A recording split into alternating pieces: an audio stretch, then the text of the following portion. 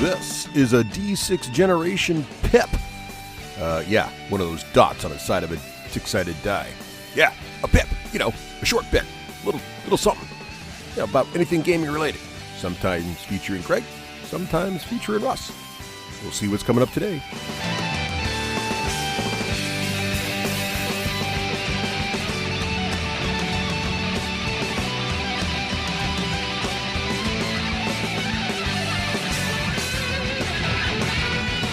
Hey, welcome back to another fine pip. Did I clip? No. Yay, I didn't clip. The mobile recording studio continues to serve humanity. Parked next to McDonald's so we can enjoy these fine diet beverages. With a view of McDonald's. A lovely view of the Golden Arches. Out the observation port of the mobile recording studio. Nothing but the finest of locations for you, our listeners. That indeed is true. Oh, right. If only you could share the view. So one of our local gaming haunts just moved to a new location. Yes. So we thought we'd check that out today. We did indeed. And as a result, we enjoyed some fish and chips, normally not on the menu on Tuesday night. No, yes. So excellent New England fish and chips. If you've not had fish and chips in New England, you don't know what you're missing unless you're possibly from England, in which case, wish I was there. Yeah. In any case, so Craig, you have been doing some experimentation / production with Games Workshop's newest line of paints. Yes, and that would be, what are those called? That would be the contrast line of paints, Russ. Yeah. And we should lay a foundation. I see what you did there. Joke there. Oh yeah, a little painting humor. Okay, indeed. And they've been hyping this for a couple months now. All of a sudden, rumors started showing up. Oh, Games Workshop's going to change the whole painting mechanic. They're going to change the whole hobby. They've got something brand new. Nobody knew what it was. Their entire PR department's gotten really good with these funny videos that they release. Right. They called it contrast. They didn't tell you what it was. Then they showed you the cool logo, which is a model that's being splashed sideways by a really vibrant blue, but you still didn't know what it was. Probably a Space Marine. I believe, the model was a Space Marine. Of course, it's Games Workshop. It's Games Workshop. Or it could be one of those Sigmarite guys from Age of Sigmar now. Still a Space Marine. Indeed. Could kind of, sort of. And so I was very intrigued. Once I realized that this was a new paint system that they were talking about now, of course, there are a lot of naysayers, as there always are. There's always naysayers. There are. But no hate here on the D6G. No hate. Curiosity. Yeah, curiosity, no hate.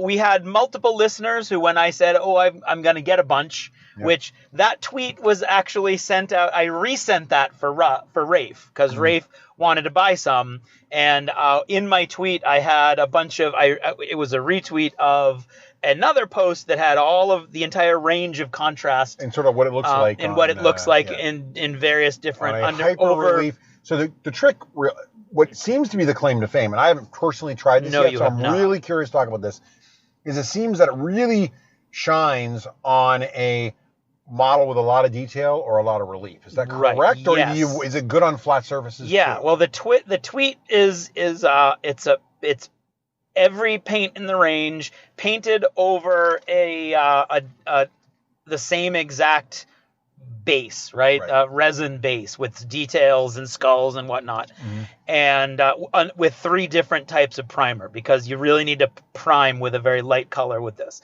And so I sent that, and one of the responses from our listeners was, all you got to do is take your normal paint and mix it with X, Y, and Z chemical and or solution, and it does exactly the same thing, which is quite possible. Yeah. Other people are saying it's just a wash, which is not too far off the mark. Right. What it is, and I'm not a chemist by any stretch of the imagination, but you play one in a play. But I play one. I did play one once in a play. See. Which makes you the closest thing to an expert on this show that we've got on chemistry, anyway. Right. And so what it is the same kind of. I forget what is it called. In a paint, you've got the pigment, which is where the color comes from, and you've got the suspension. Viscosity. I think it's the suspension. Okay, sure, I think the suspension. Whatever. It's the liquid that the paint color is in, right. And how fine you grind up the paint, the pigment, depends on, it will indicate like how thin it is and how the coverage and everything, and like how smooth the finish is and everything else, I believe, whatever. So what this is this is a very watery solution. Right. And the pigment is ground up really, really, really, really fine. Right. So it is very close to what I would consider a thick wash. Inkish or washish. Exactly. But yet slightly different. Indeed, because you're getting a little more coverage. So, for instance, when I painted for the Underworlds board game, right, when I painted my Ghost faction, I wanted to use all washes, so I used all washes, and it gives you a kind of a pastel-y sort of look. And the contrast paints can do that. They can give you a sort of a pastel-y sort of look, except that with a wash, you can go over it and over it and over again and rewash. All you're really going to do is deepen the shade a little bit. It's still going to be kind of a pastel-y sort of thing.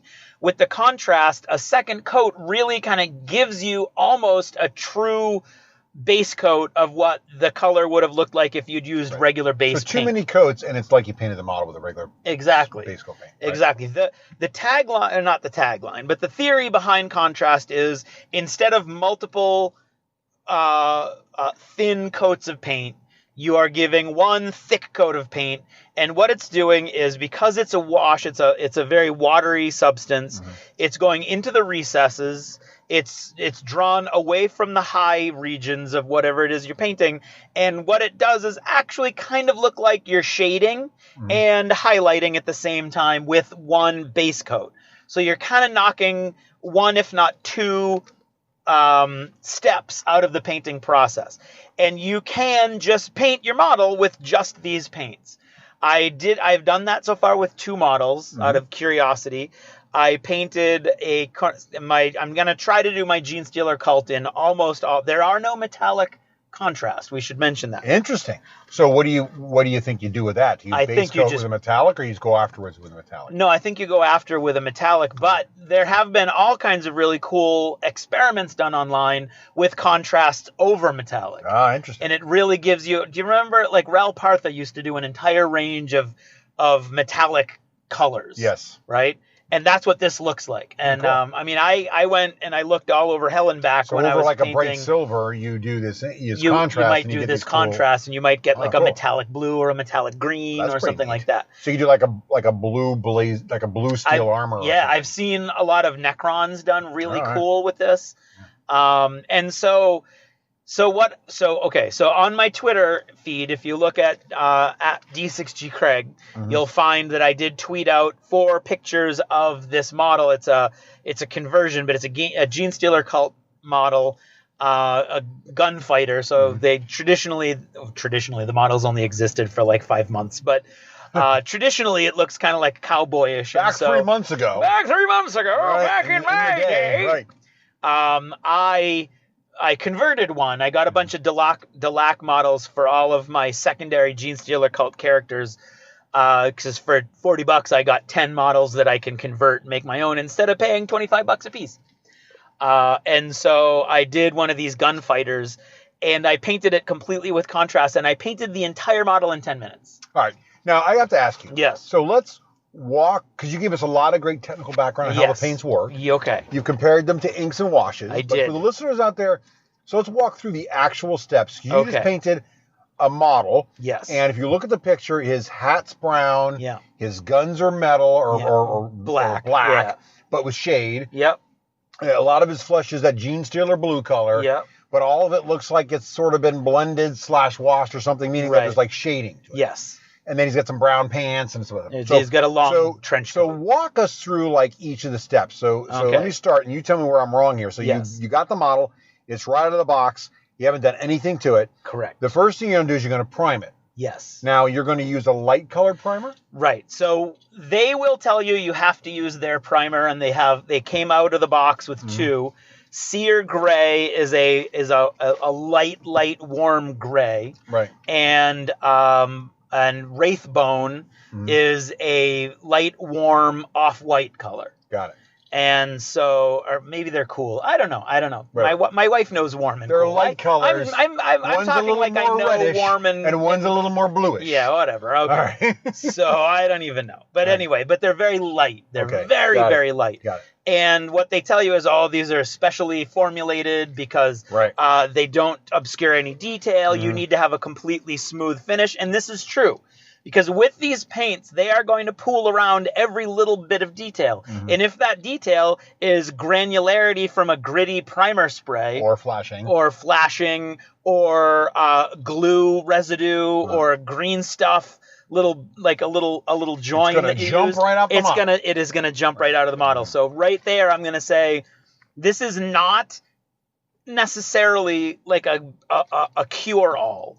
But it is taking advantage of Games Workshop's high-quality models. It absolutely is. So Games Workshop has always been known for really good models, minimal seam lines, and minimal flashing, and great fitting together, and a lot of hyper detail. So when these little fluid paints are flowing over the model, it just makes all the detail jump right out. Exactly, yeah. So you're going to spray with...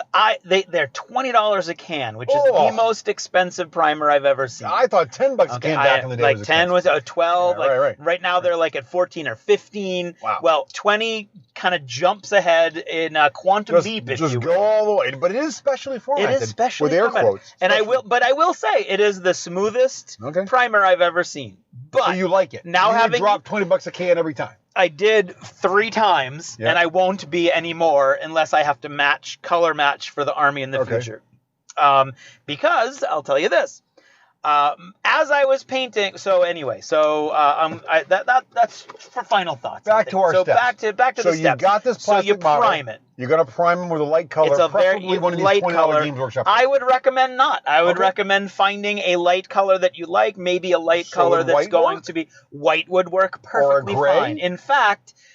those pictures that I tweeted out of the entire range on 3 different primers, one of those 3 was a regular white primer. So step 1, take your plastic model out of the box or metal, prime it with a light primer that does not obscure or thicken on the model. So you want one of those.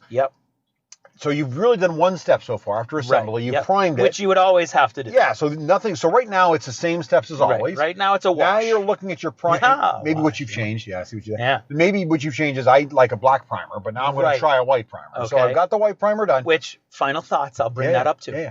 What are you going to do next? Okay, well, you're going to paint. You're going to paint like you would normally. But here's the interesting... Go ahead, sorry. Normally what you would do is now you would do your base coats, right?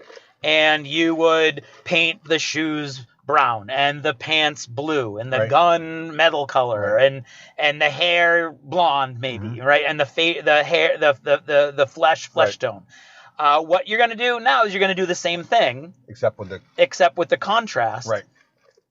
And theoretically you could be done. So let me walk you through this for our listeners who haven't maybe done this. So what I would do. Yeah.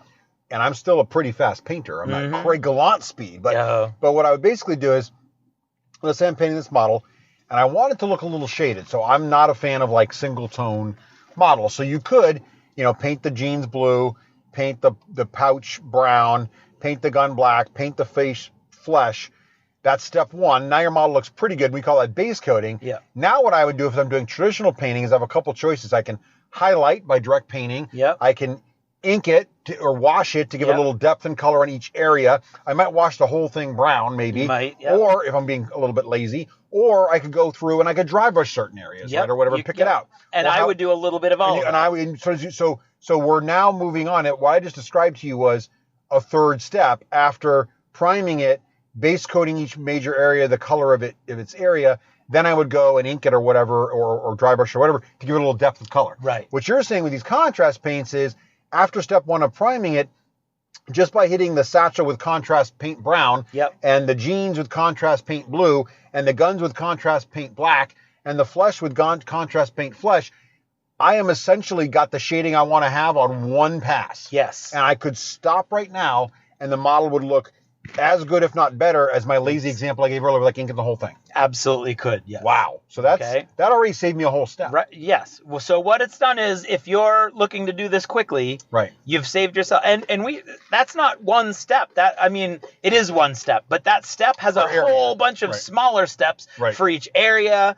You're going to highlight some with, like Russ said, like some dry brushing or line painting the old way. Yeah, right. You're going to be inking other areas. What I would normally do, especially if I'm speed painting, like I have been, it's like my Nurgle army and whatnot, would be prime the base color and then dry brush that, and then go over with detail, like point out detail, like colors of like contrasting colors, and then ink those, and maybe ink the whole thing, and maybe dry brush some other stuff.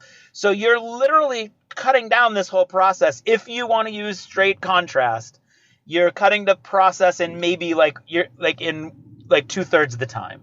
You're going to be painting in 2/3 of the time, roughly. Right? Yep. And now there's some downsides. It has a kind of a glossy finish, especially larger areas. So it's a little shiny. So it's a little shiny. Which you kind of get with inks and washes anyway. Yeah, exactly. Right. That's another thing that kind of like makes it more like a wash, right.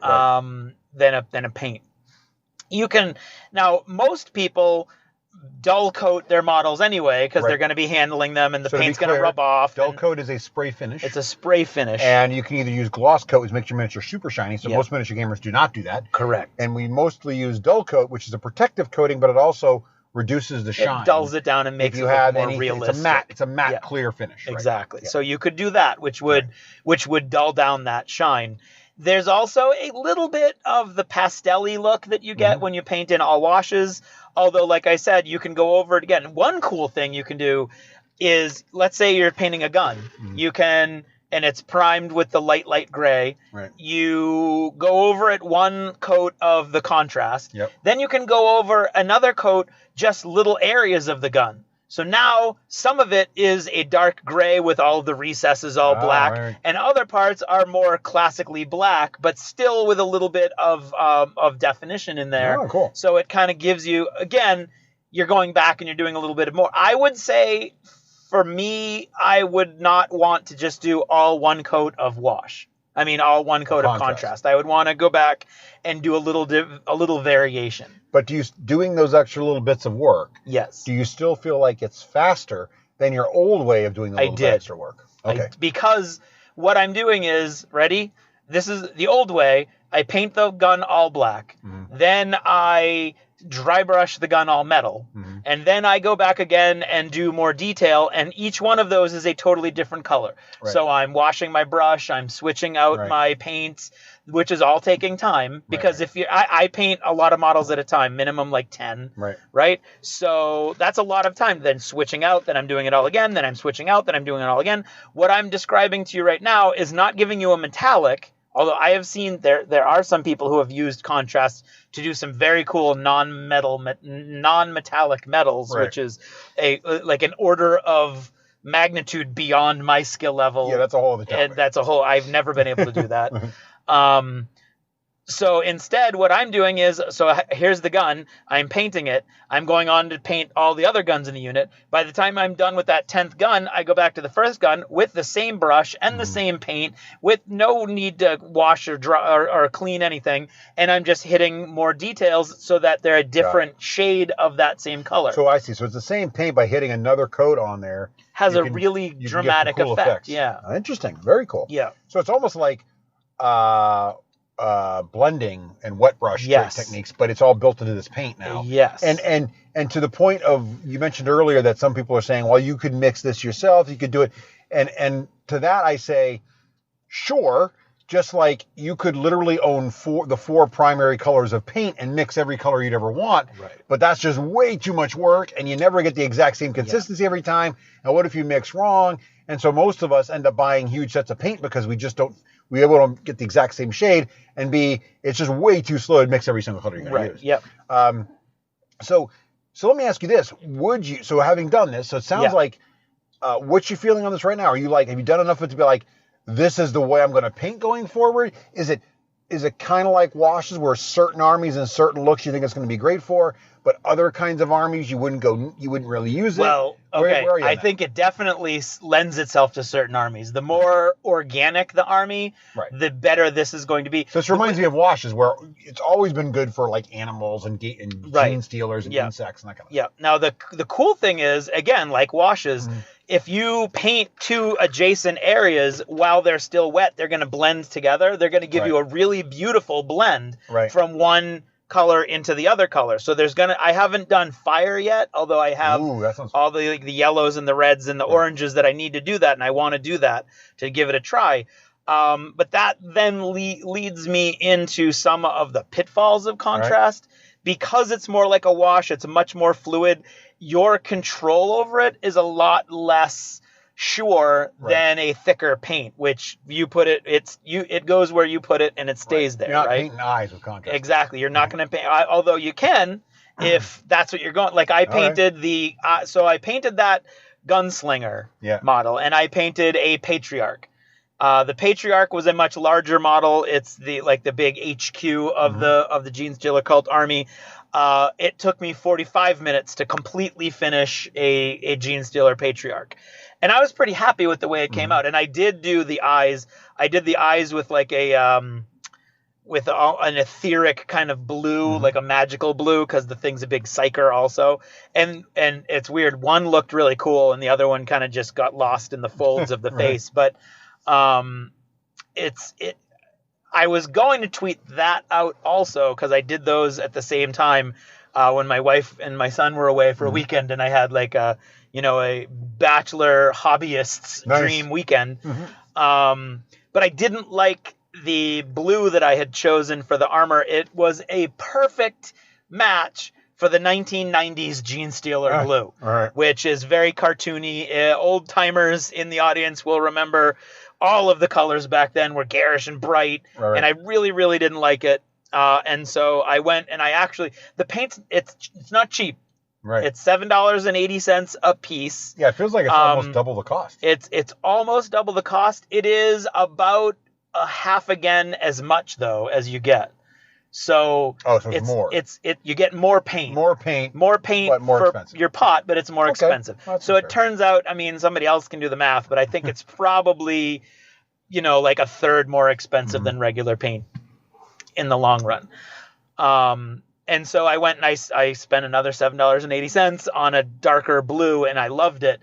And it was easy to go over. I went over the original blue twice on the assumption that it would change the shade, and it did, but it was still super, super bright. So then my third coat of contrast was this darker blue that I really, really like. So that's what I'll stick with from now on. But as I was doing that, the Gene Stealer Patriarch is very hard to do with contrast because it's got a lot of recessed detail. So basically, if you imagine the alien creature, which is based on the xenomorph from Aliens, it's kind of like a soft, mushy alien inside an armored shell that's got all these nautical-looking holes in it that you can see the flesh through the shell. Well, that's great when you're painting from the inside out using regular paints and just hitting maybe the fleshy bits with washes later on, which is how I would have done it. Using contrast, you've got to be super careful because the contrast has a tendency to go into the recesses. So the recesses are that purple flesh color, and the armor all around it is this dark blue, and it's super easy to lose control and have a little bit of that dark blue go in there, and then that's all messed up. And I had that happen several times because the tendency, especially when my whole goal was how fast can I paint this model? And so I was going a little too fast with a little bit bigger brush than I should have used, which is another cool thing because you're not going to be using those tiny little detail brushes anymore for the most part. You're going to be using bigger brushes, and that's going to be a learning curve in and of itself, figuring out what size brush to focus on. So I would say the contrast paints, you either need a lot more patience than I was using, or they're just really not ideal for certain kinds of models or certain style. They're not going to be okay for certain styles. If you're a hyper-realist painter who does I keep hitting my mic, Look at the line. That's my mic. That's your mic. That's fascinating radio is what this Craig is. is making all kinds of extra noises by tapping his microphone. I am, which you're hearing, but we're not. It's we're almost like it's episode them. 2. If you're painting like a hyper-realistic style and you're painting infinity miniatures, for instance, these might not be for you.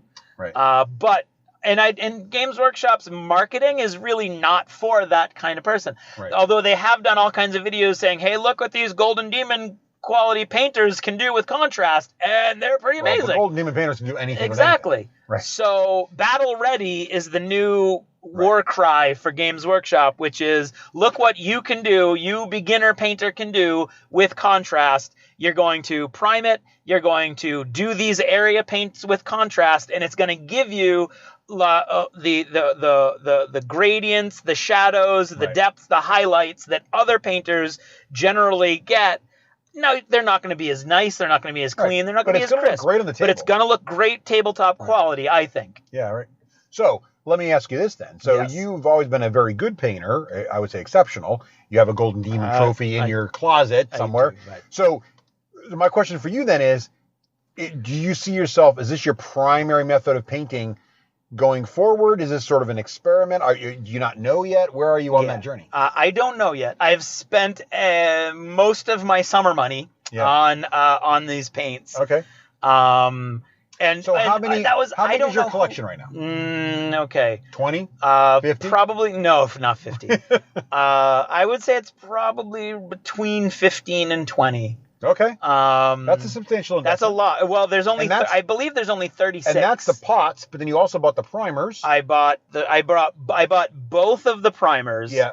And then ran out of the first one trying to prime my Genestealer Cult army, which is a huge army that is infantry heavy. So you decided to start big. I did. You did let me do 5 models to hit this war. You're like, no, I'm going to prime my entire army. I did. You know what? I'm going to pay this I'm just going to shred this $20 bill and spread it over this army. I just bought $100 in primer and $300 like 100 miniatures and All right. So I don't know.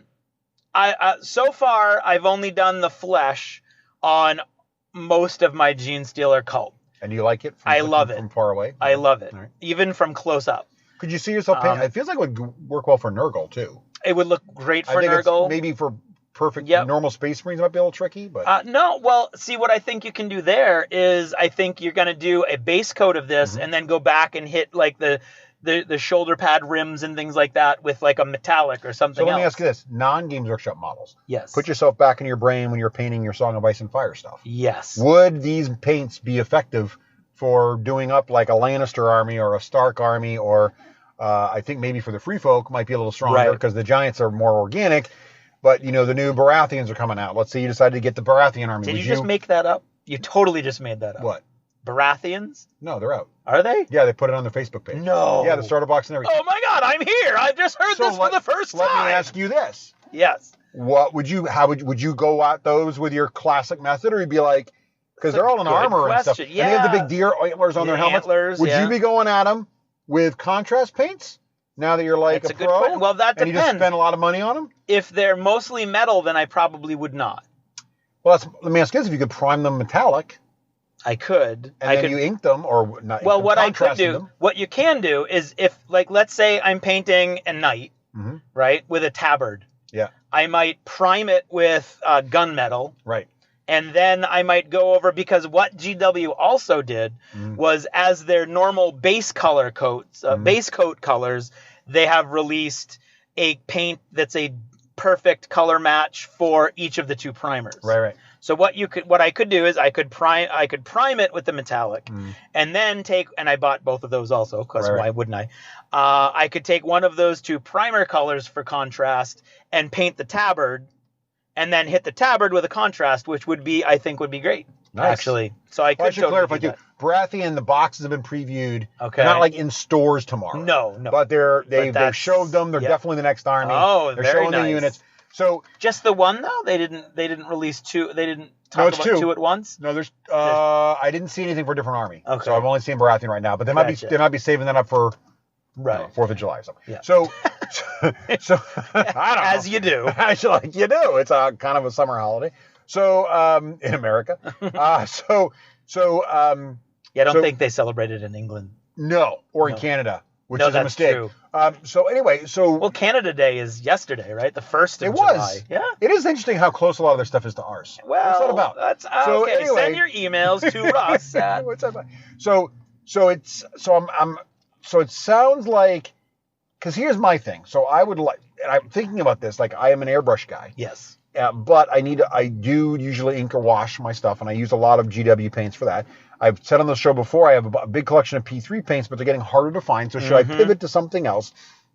And so seeing these and seeing the success you have, I kind of want to do that, but I don't want to buy an entire range of paints that's only for some cases. Right. And what I'm finding fascinating is like with an airbrush, there are metallic airbrush colors. In fact, I did that on my demons. I don't know if you noticed this. I did that on my demons for Joan of Arc, and then inked them with chestnut. Oh, yeah. And it came out cool because they had sort of like shiny skin, metallic, sort of demonic. Oh, cool. So anyway, thinking about like the Baratheons or something like that, or metals, airbrushing them or priming them in a metallic sort of silvery color and then hitting them with one of these contrast paints could make some really interesting effects. Right. Well, I mean, there are characters in A Song of Ice and Fire from the Baratheon side that fight in not laminated, but in green green armor, like green metal armor. Exactly. So you could make some really cool effects. You could. So I guess what I'm trying to get to is like, is this the kind of thing where I should consider starting to buy the range and replacing P3? Or are you saying, no, this is really another set of paints? So now you've got another stuff in your arsenal, but you're still going to need a full set of like good, normal base paints. And you're still going to need a set of airbrush paints for an airbrusher. And now you also want to get a set of these contrast paints. It's a good question. If you're starting out and you weren't a painter before, and you're interested in making your stuff look cool as fast as possible, you're not going to be entering any competitions. You've looked at other people's paints and their paint jobs, and you're intimidated by how they got their cool effects, and you haven't managed to get those effects. I think this would be a great collection of paints for you to buy into. If you are us and you've already got the habits and you've already got an entire collection of paints, I think that you might want to try them. Right. Like get a couple colors and try them. I wouldn't immediately run out and replace my paints with these because of the difference in how they work. And that's my approach. So it looks like you ran out and bought a whole set. I did. Not with the intent to replace anything, but just you love painting. It's what you do all the time, and wouldn't it be great to try this new thing out? Right. Meanwhile, what I'm going to do is I have, I've really gotten into airbrushing, and so I like that as an extra step. And you don't do that, so this is kind of an extra step, a different option for you. Right. Yeah. Because in my head, I'm like, how many different ways to paint do I really want to have in my kit? But I do have I don't have a full range of different GW inks, but I have like 3 or 4 of them that I go to for a lot of specific cases. And so what I think I'm going to do with these is I've already picked up one today, and I could see myself having 4 or 5 of these for specific cases, but not necessarily be my primary go-to technique unless I have a brand new army of a specific type where I just feel like this is going to call to me. But even then, I probably get away with 3 or 4 colors as the primary colors of that army. Does that make sense? It does. There's also a thought process that might go into if you've got a paint scheme that's a particularly difficult paint scheme to pull off, like white or yellow, like sort of light color, or something like that. I haven't used the white yet. I have every intention of using it. I know where in my army I want it. The white contrast is super cool. The white contrast is supposed to be great because the shadow is more of a bluish. Yeah. The recesses are more of a bluish shadow. Like imagine trying to shadow a white dragon. Yeah. I feel like that would look amazing. Yeah. Because you get that bluish between the scales would look fantastic. Exactly. Yeah. So I think that could be cool. I've heard really good things about the yellow. Yeah. So it could be that on a project-by-project basis, if you decided, you know what, I really want an Imperial Fists Marine army, and they're yellow, and yellow, to do it the traditional way, yellow can be brutal to try and pull off. But with these contrasts, you're going to just you're going to basically paint the whole Space Marine yellow, and then go back and do the weapons and the pouches and stuff like that. I should say, what I was talking about when I said that I would talk about this in final thoughts, whether or not these are the final thoughts. Sure, make it final thoughts. It fits in here. Sure. Is my go-to technique is to paint it a shade, right? And then to dry brush it. I used to paint black and dry brush with bone and then paint. Actually, that would be the evolution of this exact technique. Right. I would prime black. I would do a heavy dry brush with a bone color, and then I would use almost like paint by numbers, because now every bit of detail has been picked out on the model, and I can see where's the pouch and where the boots end and where's the cloak versus the pants. And quite often, if I was looking for kind of like a faded red, I would use a dark red wash without ever having an actual base coat. Right. And I really liked the way that looked, and I've used that on a bunch of different models with a bunch of my Frostgrave models and things like that. So what we have here now is basically the next evolution, or the next step in that evolution, because what I was thinking, and actually what I tried today, and it worked really well, I wanted to use them again. I had an idea in my head about how to do the Joan of Arc buildings relatively quickly. Right. So I primed them black. I dry brushed them dark gray, did another dry brush light gray, went through with like a stucco color for the upper story stucco parts. And then with all of the timbers, I wanted to do with a dark brown. So I got a dark brown contrast and I painted it, and sure enough, it went over the wood and picked out the details that my dry brushing in gray had already picked out. So now I have a really nice looking building where the wood beams are dark brown, but at the same time they're a different color than everything else, but their details are picked out because they're picking out the lighter areas that I did with the dry brushing. And again, it's rough because it went into some of the recesses where I didn't want it to go. And so it really worked well for that. So I think you could prime black, dry brush a bleached bone color or something like that, and then use contrast. That will give you an additional level of depth and shading, and that might actually kick it up to the next level where now it looks like you're really putting in all that time, when in effect you're still cutting out one or two additional steps. That would be my thought. So, yes. Would you like to rate? I don't think I could. Paints? Okay. Well, what's your feeling now? So it's too soon? Yeah. So you'd like to paint, like, finish your Gene Stealer armor? I'd like to maybe do one other project in a completely different vein. Like, I'd like to see you do armor. Like, I'd like to see you do the Baratheons or something. Right. Which are a completely different approach. See if it still pulls that off. That's what I'm curious about. Yeah. I think before I don't think it's ever going to be replacing all of my other paints. Right. I think it could, if you were a different, like, as you said, painting is really like, it's my zen. Yeah, maybe. That's what I want. That's where I kind of like relax and calm down and sort of like, that's my meditation. Right. And the fact that I don't get to do it as often as I once did, 30 years ago. That's why you've been crazy lately. Totally crazy. You're losing it a little bit. I don't want to say anything. I am. No, I'm fraying at the edges. Right. Like, I don't like, I enjoy those other techniques too much to give them up completely. But if you're, like I said, if you're jumping in and you want table ready and you want table ready quick, and you're not going to be entering any competitions, but you just like a nice uniform army, you're sick of playing with plastic, I definitely think this could be the only paint you use, and you could be happy. It seems like Games Workshop has, and I think this is smart of them, right? So they've always been, one of the big criticisms people always said at Games Workshop is they have these high-level, amazing painters, and that's always the models they show.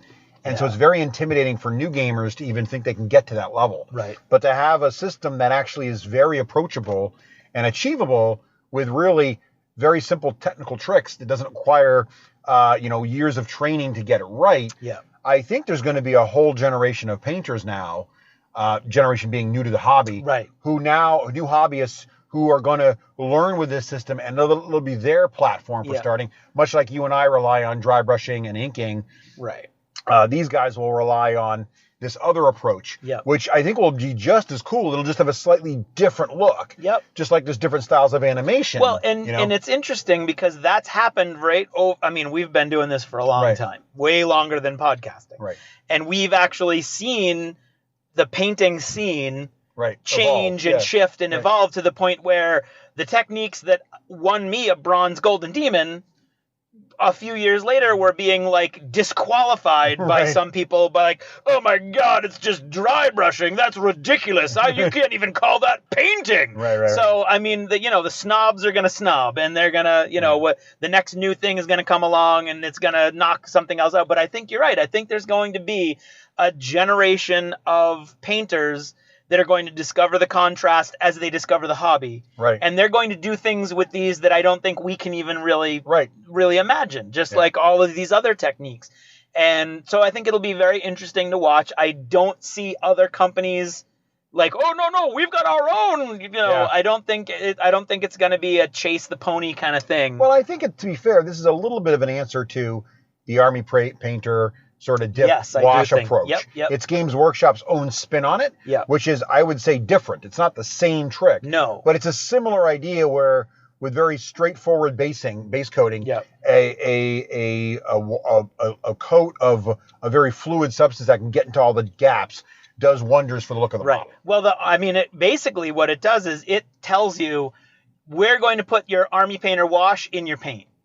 Right, is what it is. Because we're going to let you focus the wash in different sections. Right. Where Army Painter wash, it's pretty much, you basically different colors, and then the whole thing is going to have a hue of brown to it, or a hue of beige, or whatever you choose for that thing. Which it gives you a dirty look. It gives you sort of a grungy look. It works great for not only organics, but also for like people that are living in the ghetto or on some forgotten planet in Firefly type universe. Like gritty medieval. Right. But if you're trying to get something that really pops and is clean and is cut and lined, it doesn't do that. But it sounds like this kind of is almost the opposite, where it's really good at the pop and the clean. Yeah. And it's you can still get gritty too, but it's a little different. Yeah, that's exactly how I would look at it, because the Army Painter wash, right, is you paint all of your areas, you do your area painting, as we've said, and then you apply this dark wash. What GW has done with contrast, or I think what they're trying to tell you that they've done, is that step is built into the body. So it's actually faster. It saves you that step. So if you like that look, you've got it with better color focus, and one less step. Right. But it comes at the price of the paint's a little harder to control. And you got to buy more different colors. If you already have paints, you got to now upgrade. So, but I think it's a really interesting thing, and I think it feels to me like we've seen enough to know these are going to be here to stay. I think it's a really interesting approach. Do you think GW is going to drop their line of paints, or is this going to be a different thing? No, because like I said, or at least for the foreseeable future, right? You've got all of your crystal brush and your golden demon. They're still going to want all that. They're going to want. You're not going to be. They still make the best inks. Well, I they got to make. I wouldn't, but I can't imagine you're going to be doing a lot of freehand painting. Yeah, you're not going to be painting logos and text with this stuff, right? Which people exactly. Do. Right. So, so I think in the long run, I think you might see a lot of base coating with contrast and then detail painted over on top of that. Which is going to look amazing. And so I think there's going to be a lot of hybrid stuff, but I don't imagine that it's going to take the place in the general hobby community. I don't think it's going to take the place of basic paints. Cool. Yeah. So those are your final thoughts? You have any final thoughts? Yeah. Actually, I have a little anecdote I would like to share with you. Yeah, go for it. So this is in reference to us shifting to the pip format. Oh, yes. So it pip cheerio. Right. Turns out that the pip may be easier for some people to listen to because it's not a big, giant, long podcast. Oh, yes. Even though we said you could always listen to it in chunks. I agree. Right? Some people, turns out... We're not going to name any names. No, I'm going to name a name. Oh, are we? Okay, we're going to call them out. I think it's funny. We're going to call somebody out. Good. Yeah. Are you going to send them a free contrast paint? No. Okay. She's willing. She's more than welcome to use any of my contrast. Oh, it's your wife. At any time. Oh my God. I don't imagine she's going to want to. Okay. But so my wife Karen is one of these people who oddly enough, I couldn't handle a 3-hour format, but I can listen to you for 30 minutes, then turn you off. Finds the Pip not only easier to listen to, but entertaining, which is odd. I mean, she's always liked listening to Russ. She listens to me like too much, probably. But I didn't realize every now and then over the last few months, she's mentioned, I was listening to the Pip, and I always thought, and I isolated it in my head as if it was a one-off thing. What could it be? So I was driving home this past weekend, and she was calling me, and we were like going back and forth trying to sort of negotiate the evening's activities, where we were going to eat and whatnot. And I won the negotiation. Well played. And she responded with, so could you tell me something? And I was like, yeah, sure. I'm feeling magnanimous. I'm going to go eat where I want to eat. Feeling magnanimous. She said, how would you rate this phone call? and it didn't click. And I was like, what do you mean? And she said, well, is it a 2+? Is it a 3+? And I was like, oh my God. And she was like, yeah, no, I'm listening to it. I've got like 5 minutes left. And I was like, well, a 2+ would be really high. And she's like, oh, no, I know. You just gave Joan of Arc a 2+. Now, did she listen to the Joan of Arc review? Because that was pretty in-depth. Yeah. All right. And so I was like, yeah, no, a 2+ is a big deal. Right. And she responded with, I know. I just heard Russ respond to you giving a 2+. And I could tell it was a big deal. And I said, well, that's not fair. Russ went and gave it a 2+ too. And she was like, spoiler alert, I haven't gotten to that part yet. So I thought that was funny. So a little shout out to Karen. Funny thing about that, too, is several of our listeners have commented they think that might be the first ever double 2+ game. It could be. But I think Small World, I feel like there was a couple early games that might have also pulled it off. Small World was a pretty high rating from us. That was a big one. And I'm trying to remember Battlestar Galactica also had a pretty high rating from us. Oh, yeah, that was a So there were some early ones, but I'm trying to remember now. If it's not the first, it's in rarefied company. It's in like a top 5 situation. Yeah. And I think it earned it. Well, that's nice. But I was thinking you were talking about a couple folks on Twitter were also commenting. Oh, like someone was mentioning there, like, I would love to listen to that episode. I tweeted something about an episode, and he's like, but I can't handle 3 hours. And I guess he hasn't listened in a while. Yeah. I'm like, well, it's now. He's like, really? I'm back in. So I don't know, Craig. Less is more. I guess so. That's the thing to learn here. Lessons have been learned. Yep. It took us, 10 years. 10 years. Yep. But it turns out here we are. We were working too damn hard for the first 10 years. We should have been doing a heck of a lot less. That's what I've learned. We wasted. Think of all that time we wasted. Think of how much more contrast painting you could have done. I could have been. You could have 6 more armies, 10 more armies painted up. Oh my God. Yeah. All right. Is that contrast paints? That's contrast paints in the can. In the pot. See what I did there?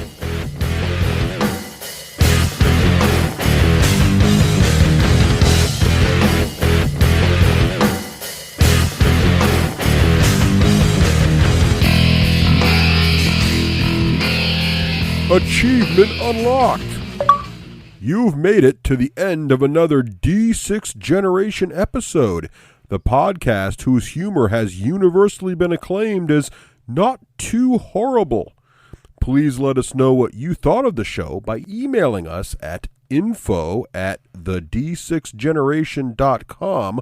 If for some inexplicable reason you actually enjoyed this show, you can help others find out about it by leaving positive reviews on iTunes. Thanks for listening and happy gaming.